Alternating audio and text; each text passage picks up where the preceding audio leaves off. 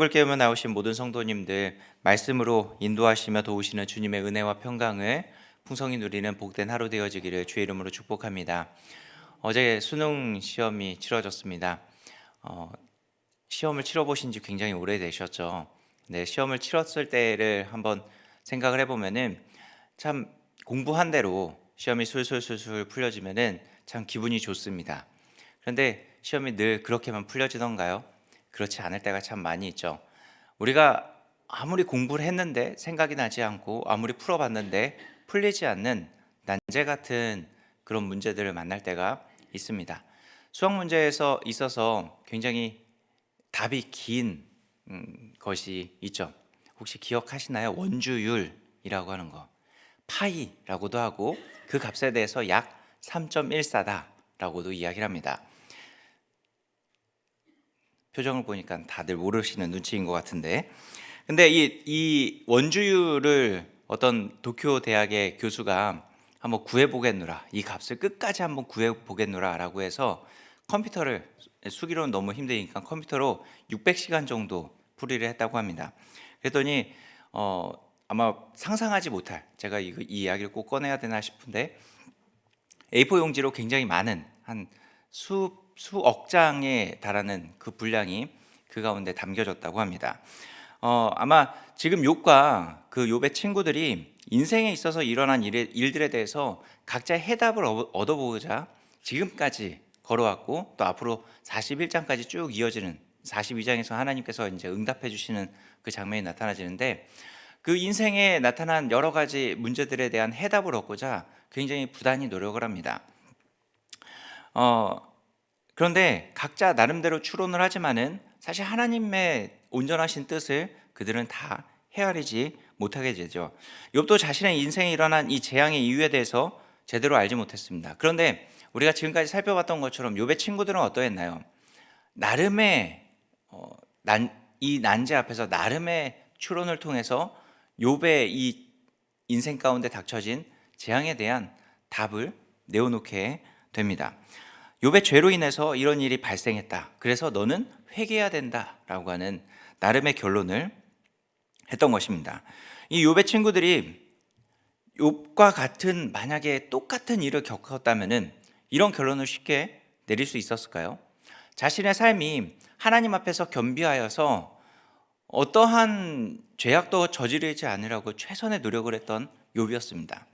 이런 삶을 살아갔는데 죄에 대한 결과로 회개해야 된다라고 하는 지금 욥의 삶을 보면서 그렇게 쉽게 결론을 내릴 수 있었을까라는 것입니다.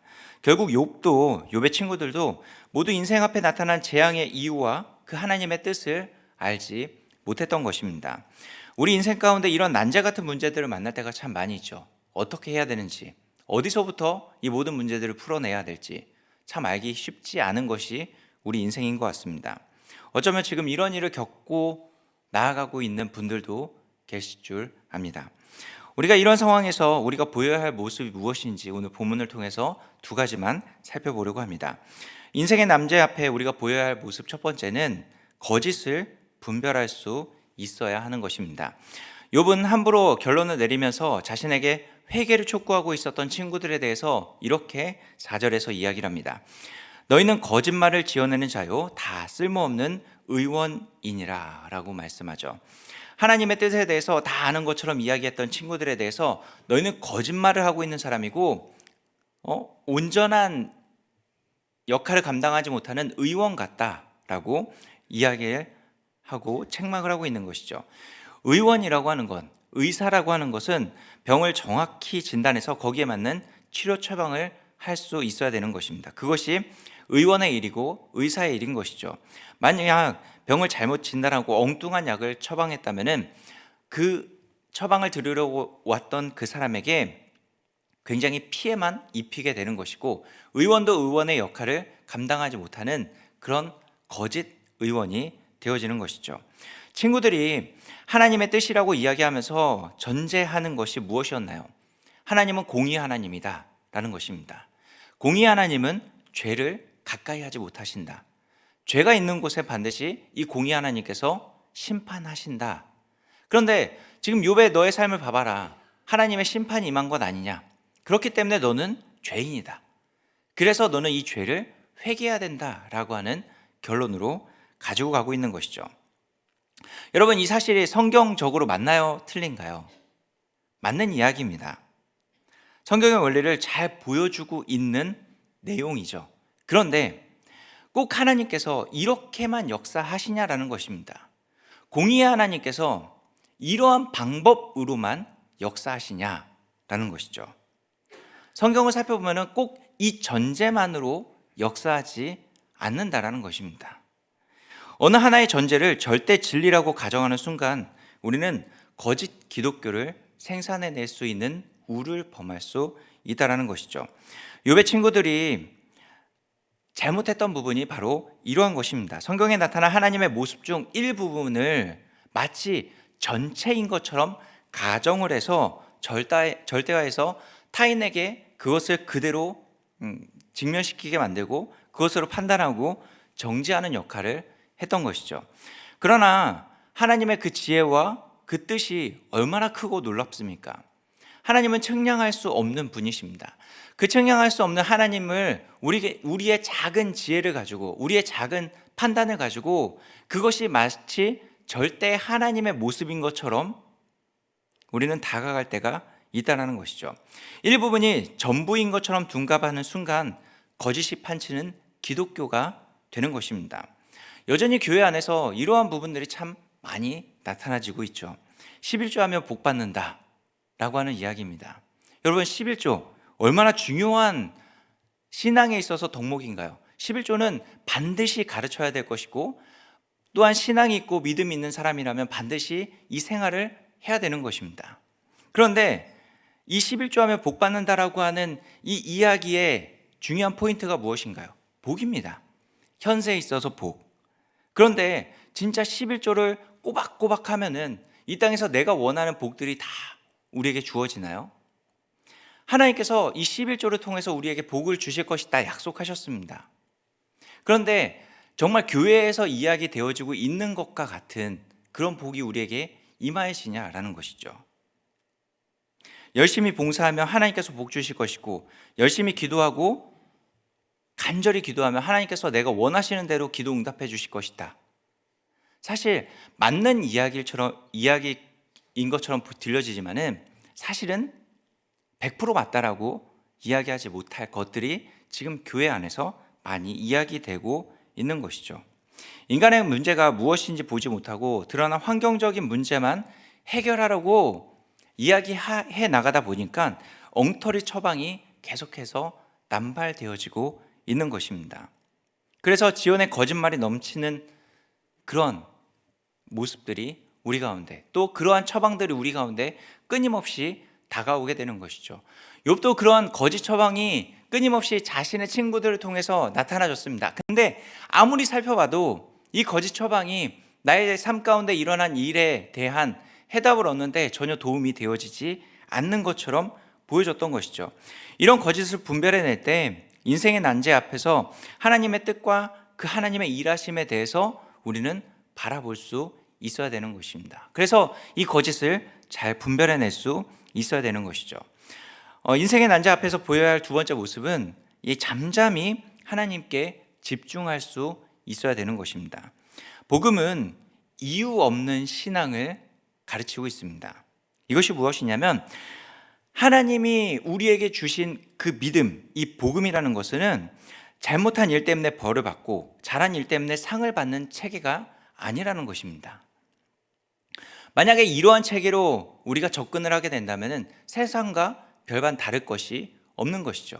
세상의 종교가 딱 이러한 체계 아닌가요? 잘못하면 벌을 받고 잘하면 상을 받고. 그래서 욥은 5절에서 이렇게 얘기합니다. 너희가 참으로 잠잠하면 그것이 너희의 지혜일 것이니라. 욥의 친구들은 욥이 자신의 말을 받아들이고 잠잠하게 회개하기를 원했을 것입니다. 그런데 욥은 잠잠할 수 없었던 것이죠. 아무리 이야기를 듣는다 할지라도 이것이 정말 하나님의 뜻일까? 계속 물음표만 달렸기 때문입니다.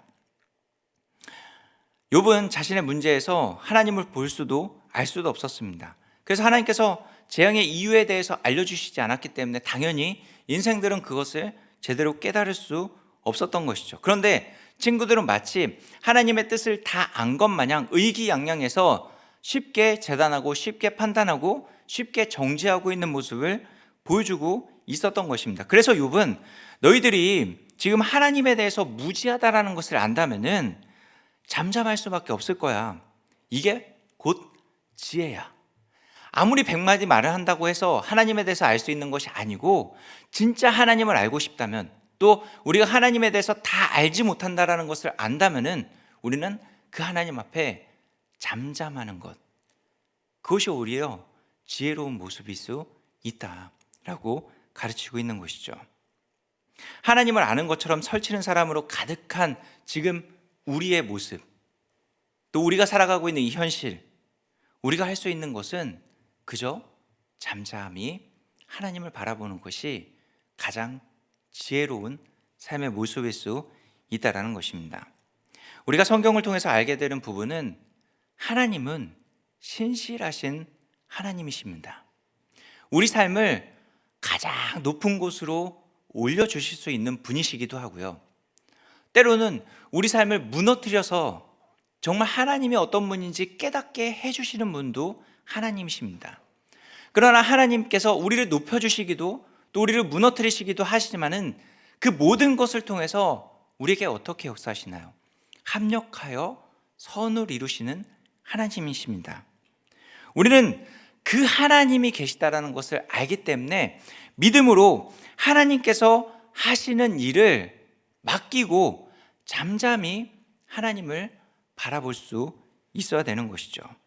그래서 우리는 우리 신앙에 있어서, 우리 인생에 있어서 조급할 이유가 하나도 없다라는 것입니다. 우리 삶을 내가 책임지는 것이 아니라 하나님께서 책임지시기 때문이죠.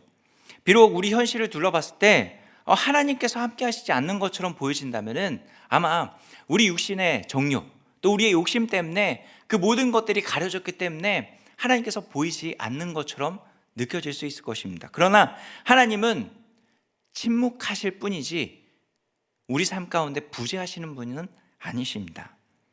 오늘 우리 삶이 마음에 들지 않는다면은 어쩌면 우리 욕망 때문에 그렇게 보여질 수 있을 것입니다. 그 자리에 수많은 쓸데없는 의원들이 다가와서 여러 가지 거짓의 처방을 우리에게 내려줄 것입니다. 우리는 그 자리를 지키며 나아갈 때 거짓이 무엇인지 분별해내면서 그저 잠잠히 우리에게 가장 신실하게 역사하시며 우리를 가장 알맞은 곳으로 이끌어 가시는 그 하나님의 손길을 기대하고 소망하면서 잠잠히 하나님을 바라보며 나아갈 때 우리를 가장 선한 길로 하나님께서 우리를 이끌어 나아가실 것입니다.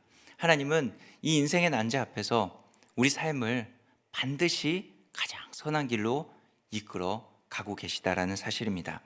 우리 삶 가운데 이렇게 신실하게 역사하시는 그 하나님을 바라보며 오늘 하루도 승리해 나아가는 우리 모두가 되어지기를 주의 이름으로 축복합니다. 우리 같이 함께 기도할까요?